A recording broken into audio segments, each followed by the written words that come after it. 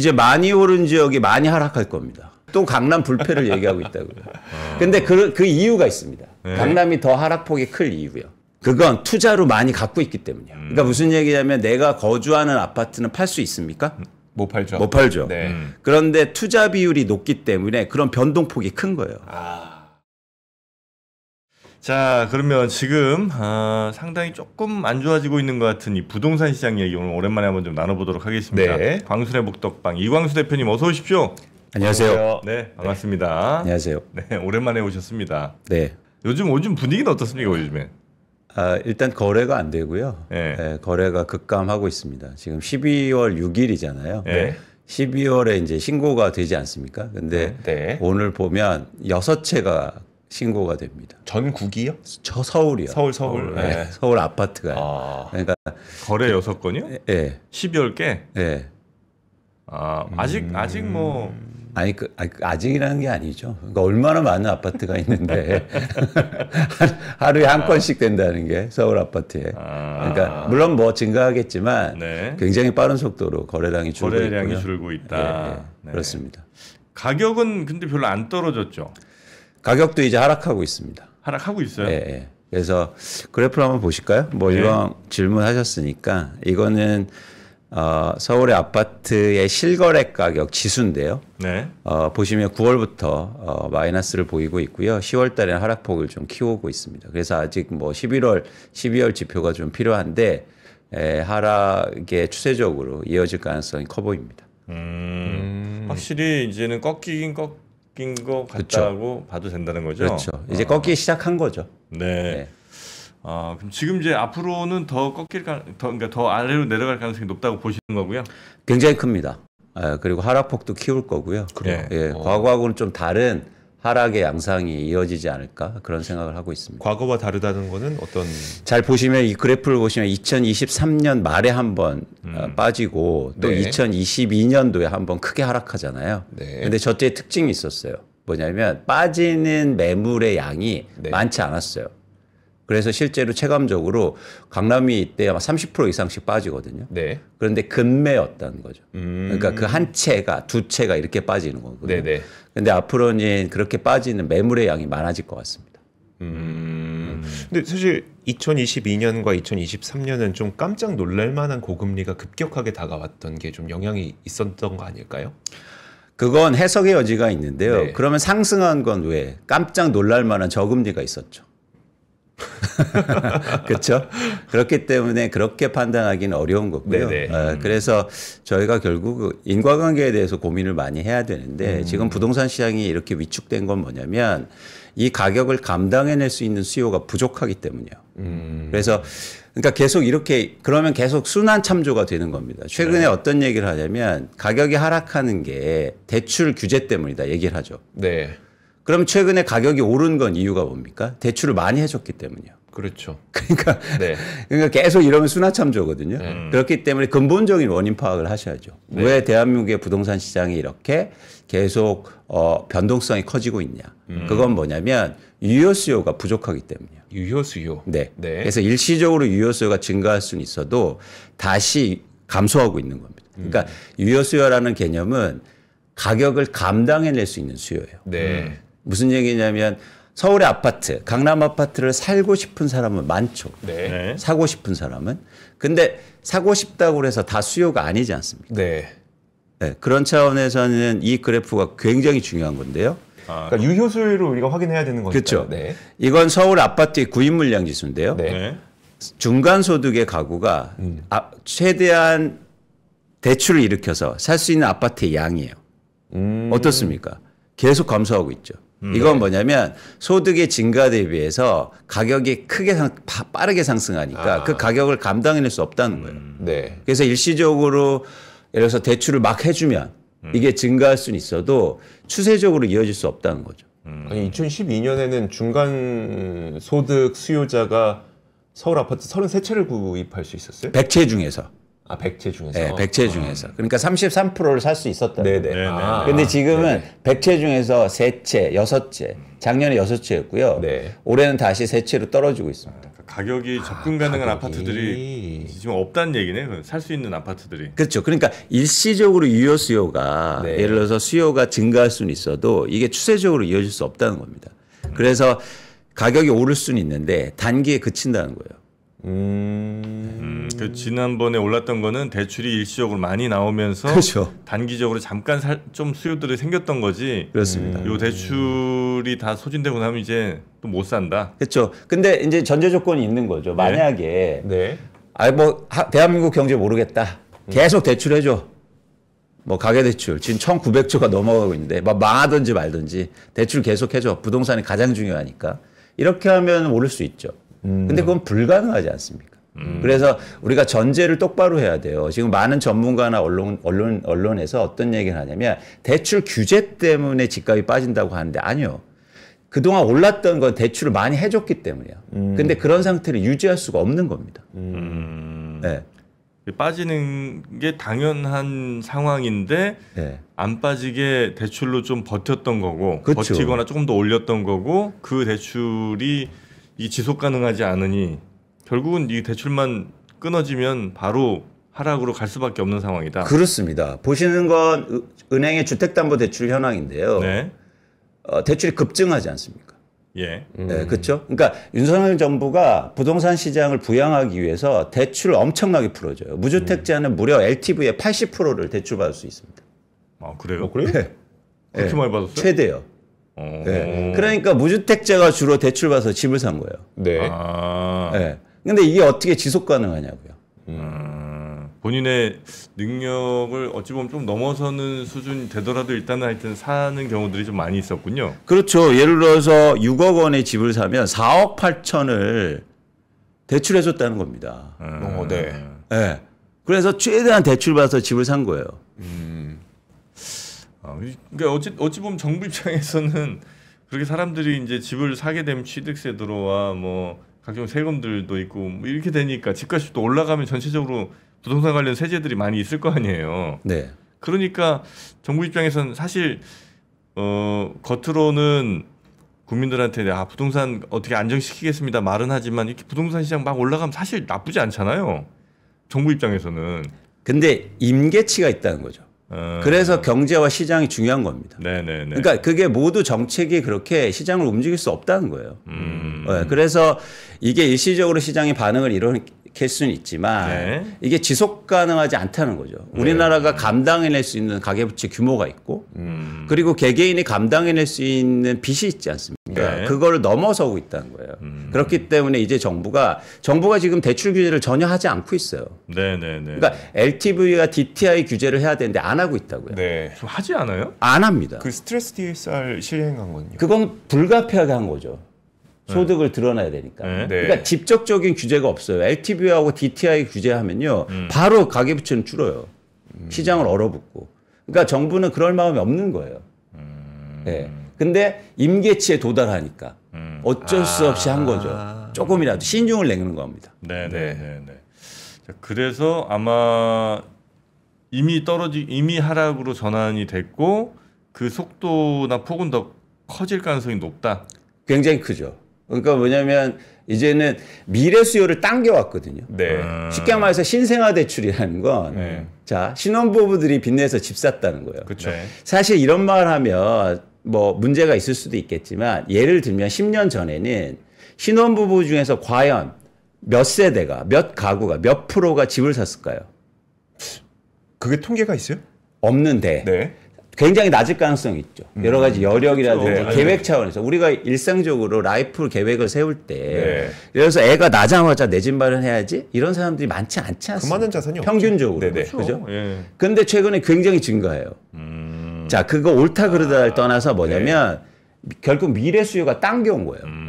그렇잖아요. 네. 그러니까 아이가 초등학교 들어갈 때 내 집 마련 계획도 세고 이랬는데 갑자기 신생아 대출 해주니까 신생아 대출 해주마자 대출을 받고 집을 산단 말이죠. 네. 사실은 10년 후에 수요였을 수도 있습니다. 네.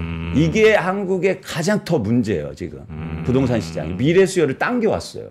그러면 미래는 어떻게 됩니까? 살 사람이 없잖아요. 네네네. 그럼 집값이 어떻게 되겠습니까? 그럼 전체적으로는 그렇다 치고 예. 조금 이제 나눠보면 이제 지방은 이미 상당히 좀 안 좋잖아요, 분위기. 그렇죠. 지방은 상당히 안 좋고 서울에서도 다 좋은 건 아니고 대체로 우리가 알고 있는 그런 동네들은 정말 천정부지로 좀 치솟은 것 같고 나머지 동네들은 그렇게 오르지는 않은 것 같긴 하거든요. 네. 이 분위기는 유지됩니까? 아니요, 이제 많이 오른 지역이 많이 하락할 겁니다. 네? 네. 강남 같은데? 네. 아 그래 거기는 그래요? 이게 그냥 그 막 하는 말인데 그러니까 장터에서 떠도는 소문인데 그 전에 이제 막 주택 가격 많이 올라갈 때 지방에서까지 여러 개를 투자로 샀던 사람들이 야 이거 안 되겠다 싶어갖고 그거 팔고 서울에 있는 집들 사더라 뭐 이런 얘기들도 많이 하셨거든요. 그건 그동안 이제 있었던 현상이죠. 그럼 그게 지속 가능하냐는 거예요. 계속 못 산다. 그리고 투자자가 지금 시장에 줄고 있습니다. 투자자가 줄고 있어요? 네. 이거 한번 보시면 지금 집을 사는 사람들은 대부분 무주택자나 갈아타기예요. 보시는 건 서울의 아파트 갭 투자 건수인데 어떻습니까?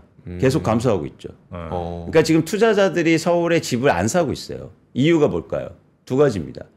지금 집을 사서 돈을 벌 수 없기 때문에.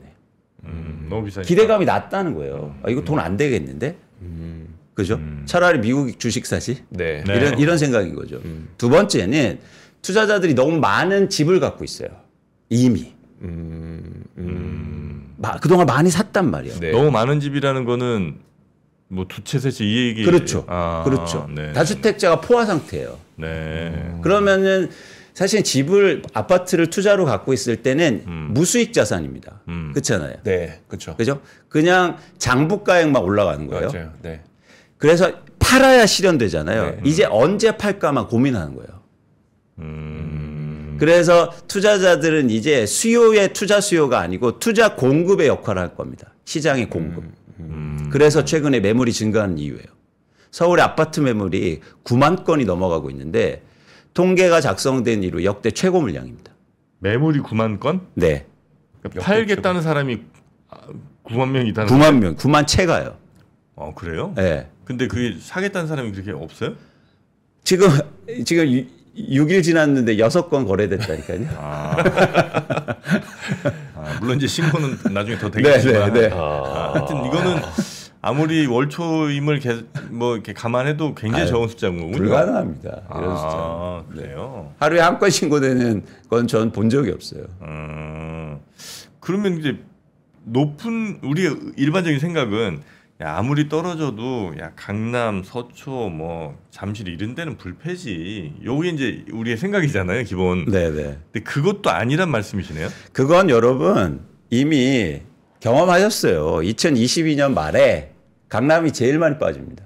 그래요? 아니 불과 2년 전에 기억이 안 나요. 그러니까 저희가 그게 사실 저는 문제점을 지적하고 싶은데 저희는 지금만 보고 얘기하죠.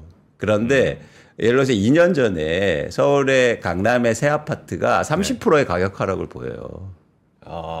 신축이? 네. 예를 들면 헬리오시티가요.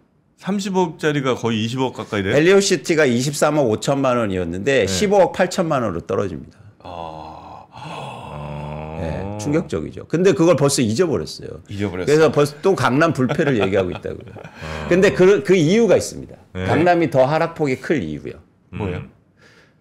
그건 투자로 많이 갖고 있기 때문이요. 투자로 많이 갖고 있기 때문이다. 좋은 지역이기 때문에. 그러니까 무슨 얘기냐면 내가 거주하는 아파트는 팔 수 있습니까? 못 팔죠. 못 팔죠. 네. 그런데 투자 비율이 높기 때문에 그런 변동폭이 큰 거예요. 약간 그러니까 주식시장에서 보면은 주식이냐 선물이냐인데 선물일 가능성이 높은 거죠. 그렇죠. 예. 그러니까 예를 들어서 지금 우리가 예를 들어서 반포의 신축 아파트가 가격이 오르는 이유를 명확하게 아셔야 돼요. 그건 수요가 많아서가 아니에요. 지금 모든 전문가들이나 언론에서 뭐라고 얘기하냐면 돈이 비트코인으로 돈을 벌었던 돈이 많은 사람이 많아서 그런 신축의 강남 아파트가 오른다는 얘기를 하잖아요. 아닙니다. 아니에요? 네. 그럼 맞는 것 같은데. 공급이 줄어서요. 어디가 공급이 줄어요? 강남이? 예, 반포의 신축 아파트의 공급이요. 어떤 공급일까요? 파는 사람이 없어요. 매물을 안 내놓는다고요? 왜 안 내놓을까요? 세금을 많이 내야 되니까 신축 아파트는. 거주 기간이 짧고 소유 기간이 짧기 때문에 양도세를 많이 내야 되거든요. 네. 그래서 매물이 없어요. 그래서 그냥 파는 사람이 그냥 높게 한 채 내놔요. 그럼 그냥 한 채가 가끔 거래되는 거예요. 이해하셨죠? 네네. 그러니까 가격이 오르는 건 두 가지입니다. 수요가 증가하거나 공급이 줄어드는 거. 네. 그런데 강남의 신축 아파트는 공급이 줄어서 오르는 거예요. 사고 싶은 사람이 줄 서서 사는 게 아니고요. 이해하셨어요? 네. 이걸 이해하는 게 되게 중요합니다. 그래서 한 채가 거래되면 난리 나는 거잖아요. 뭐 60억 네, 거래됐네. 네. 한 채예요, 그냥. 그 전체 가격이 아니다. 그렇죠. 왜냐하면 수요가 없거든요. 네. 근데 수요가 없는데 공급이 더 없으니까. 네네. 그냥 누군가 한 채, 에이 몰라 높게 내놓고 이 정도에 팔면 나 양도세 내고 될 것 같아. 이런 거죠. 그런데 시간이 지날수록 어떤 현상이 일어납니까? 양도세가 줄어들기 시작하죠. 보유기간이 커지니까. 네. 그러면 매물이 증가할 거예요. 그런데 과연 그 매물이 증가할 때 그 매물을 받아줄 수요가 대한민국에 충분하냐? 불가능하다죠. 막 50억, 60억짜리 아파트 한 200채씩 나오는데 그거 살 사람들이 과연 그렇게 없습니다. 있느냐? 없습니다. 또 그런 지역이요. 투자 비율이 높아요. 평균적으로 35% 이상을 투자로 보유하고 있다고요. 내가 살고 있는 건 아닌데 그냥 집주인 있는 사람들. 1000세대 중에서 예. 350채를 투자로 갖고 있다고요. 그럼 언젠가 팔아야 되잖아요. 네. 그런데 누가 사줄 거냐고요. 50억짜리를. 그래요? 근데 그렇게 되면서 그냥 그 아파트는 저건 이제 그냥 50억이야. 압구정 현대는 저건 이제 80억이야. 더힐은 100억이야. 이게 그냥 상식처럼 되는 건 아니에요? 상식이 깨진다고요. 아까 제가 빠지는 거 얘기 드렸잖아요. 헬리오시티처럼. 네. 아니 다른 지역도 다 그랬습니다. 그게 반포자이건 뭐 레미안이건 네. 다요. 2022년 말에 네. 하락했다고요. 아니 이거는 팩트이기 때문에 네. 제가 뭐 논쟁의 여지가 없습니다. 그렇죠. 네. 그럼 반포 같은 데가 예를 들어 양도세가 좀 낮아지는 지점이 언제쯤부터예요, 대충? 정확히는 8년이 지나면 네. 양도세가 이제 낮아지기 시작하는데 네. 예를 들어서 두 가지가 겹쳐지는 거죠. 양도세가 조금씩 낮아지는데 가격이 하락할 가능성이 커 보여요. 네. 그럼 빨리 어떤 결정을 하게 될까요? 빨리 넣겠죠. 그렇죠. 빨리 내요. 그렇기 때문에 빠지는 거예요. 또 공교로운 지점이 있는데 여러분들이 네. 심리를 읽으실 필요가 있는데 그렇게 싸게 파는 사람들의 공통점이 있습니다. 그건 뭐냐면 네. 돈을 많이 번 사람일수록 싸게 팔아요. 그래요? 예. 영끌이 아니라고요. 네. 그러니까 예를 들어서 내가 반포의 집이었는데 원베일리를 갖고 있는데 오래전에 조합원이었어요. 네. 그래서 그때 2억 원에 사왔는데 지금 50억 원이 됐어요. 그럼 뭐 조금 40억이라도 팔지. 그렇죠. 그런데 이 상황을 이해하셔야 돼요. 뭐냐면 손실의 고통이 굉장히 큽니다. 네. 어떤 손실이요? 60억이 올랐을 때 이 사람은 이미 나의 이득은 55억 원이에요. 맞아요. 그런데 1억 원이 떨어질 때마다 고통이 커요. 우린 그걸 이해 못해요. 왜? 야 50억이나 벌었는데 조금 떨어져도 뭐 상관이 있어? 맞아요. 아니에요. 1억 떨어져도 고통이 커요. 음. 그래서 가장 많이 번 사람일수록 가격을 더 낮춰 팝니다. 더 떨어질까 봐. 고통이 너무 큰 거예요. 네. 잠이 안 와요. 50억이 번 사람들. 난 60억 자산가였는데. 그렇죠. 이게 하루아침에. 부동산은요 절대 영끌한 사람들이 손절하지 않아요. 끝까지 버티겠죠. 버텨요. 네. 그러다가 경매로 가는 겁니다. 아 그래요? 네. 이건 주식하고 똑같아요. 주식은 우리가 손실 나면 어떻게 됩니까? 그래서 갑자기 워렌 버핏을 찾아요. 왜냐하면 장기 투자 해야 되거든. 그래서 나는 기업과 같이 갈 거야. 네. 손실 난 사람만 그런다고요. 맞아요. 그렇긴 해요. 이익이 나면 팔죠. 네. 맞아. 근데 이익이 많이 나면요. 이걸 보는 횟수가 많아진다고요. 여러분 손실 나면 계좌 잘 안 봅니다. 맞아요. 근데 내가 1000만 원 벌잖아요. 그러면 계속 보게 돼요. 그래서 10만 원만 빠지잖아요. 팔아. 불안해. 불안하죠. 왜? 그건 사람들이 이해 못해요. 야, 너 올랐잖아. 1000만 원 벌었잖아. 아니에요. 100만 원 떨어져도 그 고통이 엄청 크다고요. 맞아. 이걸 이해하셔야 돼요. 그래서 강남의 아파트가 위험한 겁니다. 돈 번 사람들이 많고 투자로 갖고 있는 사람들이 많아요. 근데 이걸 이해 못하니까 강남의 불패를 얘기하는 거예요. 맞아. 그 심리는 확실히 맞는 것 같아. 아니 이게 뭐라 할 수가 없다 이게. 근데 이제 그런 거 있잖아요. 뭐랄까 주식은 이거 놔두면 뭐 아들 때 되면 모르겠지 뭐 이 정도까지는 아닌데 강남 아파트는 야 얘는 봤잖아. 역사가 증명했잖아. 떨어지면 언젠가는 반드시 오르는 게 강남 아파트야라는 그 믿음 같은 게 있죠. 어떤 신앙 같은 거. 네. 아니죠. 많이 올랐기 때문에 그 믿음도 흔들린다는 거예요. 그래요? 조금만 떨어져도. 아, 그런가. 네. 세상에 얼마나 사람이 나약한 줄 아십니까? 그러면은 예를 들어서 왜 그런 수많은 금융위기나 부동산 위기나 부동산 가격 하락이 있었겠어요. 그리고 또 하나 말씀드렸잖아요. 부동산은 수익이 내가 생각하는 잠재이익 결국엔 장부 가치가 크단 말이에요. 네. 그래서 더 불안해요. 그래서 저를 더 싫어하는 이유입니다. 많은 분들이. 맞아. 네, 강남에 계신 분 저 너무 다 싫어하잖아요. 왜 싫어요? 저거 저 맨날 떨어진대. 그러니까 막 조금이라도 빠질까봐. 아니, 예를 들어서 30억, 40억 버셨으면 느긋하셔야죠. 야, 뭐 이광수가 떠들든 난 상관없어. 장기는 오를 건데. 그런데 혹시나 제 말이 맞을까봐 불안한 거예요. 그래서 욕 엄청 하는 거죠. 그렇죠. 아니, 그럼 지금 현재 제일 뭐 핫한 데라고 하면 은마 이제 거기 들어가잖아요. 거기 이제 재건축하는 거죠? 아니요, 그거는 아직 모르죠. 아직도 몰라요? 거긴 좀 해줘야 되지 않아요? 근데? 해줘야 되죠. 근데 왜 못하냐면 이해관계가 굉장히 복잡하기 때문입니다. 아, 그래요? 그러니까 무슨 얘기냐면 음마아파트를 거주하고 있는 사람, 소유하고 있는 사람들이 가격대가 다 다르잖아요. 그렇죠. 그럼 예를 들어서 최근에 26억, 27억에 샀는데 기대 수익이 얼마나 크겠습니까? 근데 과거에 뭐 10억에 산 사람들은 빨리 하고 싶죠. 네. 이런 이해관계가 충돌되기 때문에 재건축이 어려운 거예요. 그래서 재건축은 굉장히 여러분들이 편하게 생각하고 그런 과정이 아닙니다. 네. 아니, 그럼 지금 예를 들어 만약에 주택을 좀 불안하기도 하니까 좀 사야 되나 이런 분들이 많이 계실 거 아니에요. 나 지금 못 사면 또 뭐 포모 맞아요. 같은 것들이 있으실 테니까. 네. 그럼 지금은 살 때 아니고. 근데 제가 말씀드리고 싶은 게 이거 한번 보실래요? 네? 이거 한번 보실래요? 이게 그 서울 아파트의 실거래 매매 건수입니다. 네? 그렇죠? 결국엔 집을 얼마나 샀냐는 거예요. 많이 그죠? 샀네.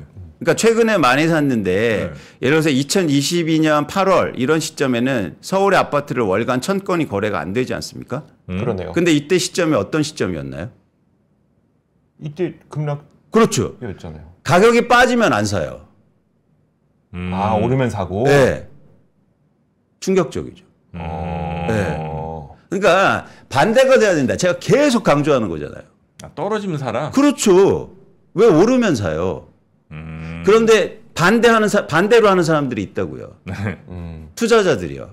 투자자들은 빠지면 살고 오르면 팝니다. 그러니까 저는 무주택자나 실수요자들이 그렇게 하시라 제발.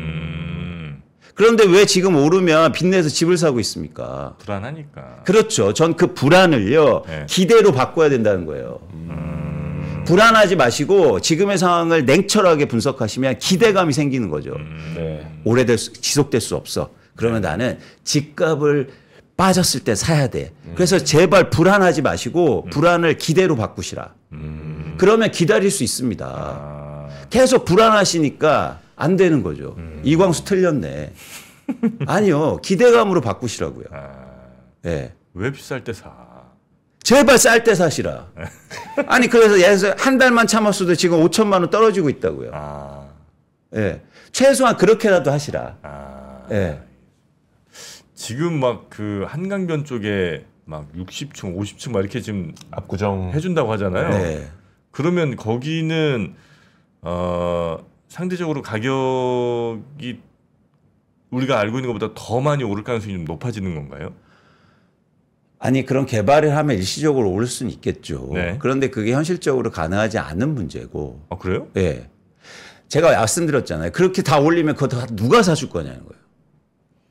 아니 그러니까 예를 들어서 30층짜리를 3개 동을 짓지 않고 50층짜리로 2개 동을 짓는다는 거지. 이렇게 되면 이제 같은 아파트 같은 평수라도 이제 40층, 50층으로 올라가면 조금 더 그렇게는 못 짓습니다. 그렇습니까? 수익성이 안 나와서. 그래요? 공사비를 대야 되는데 네. 그럼 어디서 공사비를 대요? 그러니까 그러면 이제 아파트 가격이 엄청 비싸지면서 그러면 그걸 아파트 가격이 비싸지면 누가 사냐고요.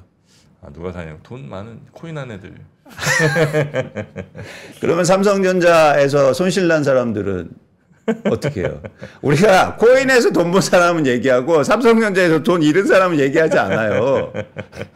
굉장히 이상하지 않습니까? 그러니까 자기식대로 분석하는 거예요. 아니 그러면 제가 여쭤볼게요. 예? 덕포님, 예. 코인에서 돈 번 사람이 많을까요? 삼성전자 때문에 돈 잃은 사람이 많을까요? 후자가 많겠죠. 훨씬 많죠. 예. 난리 났습니다 지금. 근데 그 얘기는 아무도 안 하고 있잖아요. 네, 그래서 코인 오르면 강남 집값이 오른다 이 얘기만 하고 있습니다. 삼성전자 빠져서요 지금 집을 팔고 싶은 사람이 너무 많아요. 자 그러면 네. 오늘 좀 결론적으로 네. 지금 이제 집 팔고 싶은 사람도 계실 거고 갖고 싶은 사람도 계실 거고 사고 싶은 사람도 계실 텐데 어떻게 하시는 게 제일 현명한 일인지. 쉽습니다. 네. 내 집 마련 계획을 가지신 분들은 이제 집값이 하락할 때니까 내 집 마련 계획을 잘 세우시고 네. 그 다음에 집을 무리하게 갖고 계신 분들 특히 무리하게라는 표현은 뭐냐면 집을 다주택자 그리고 자기 자본이 낮은데 갭 투자를 엄청 많이 하신 분들은 네. 조심하시면서 집을 팔 때다. 조심하면서 팔 때고. 이미 팔고 있다. 네. 네, 그래서 눈치 빠른 사람들은 이미 시장에 매물을 내놓고 있다는 거고요.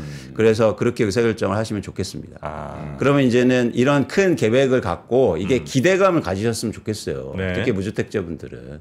그래서 이런 시점이나 구체한 계획들은 이제 광순의 복덕방과 함께 하시면 돼요. 네. 저는 유튜브는 하지 않고 있습니다. 아 그래요? 예, 예. 블로그만?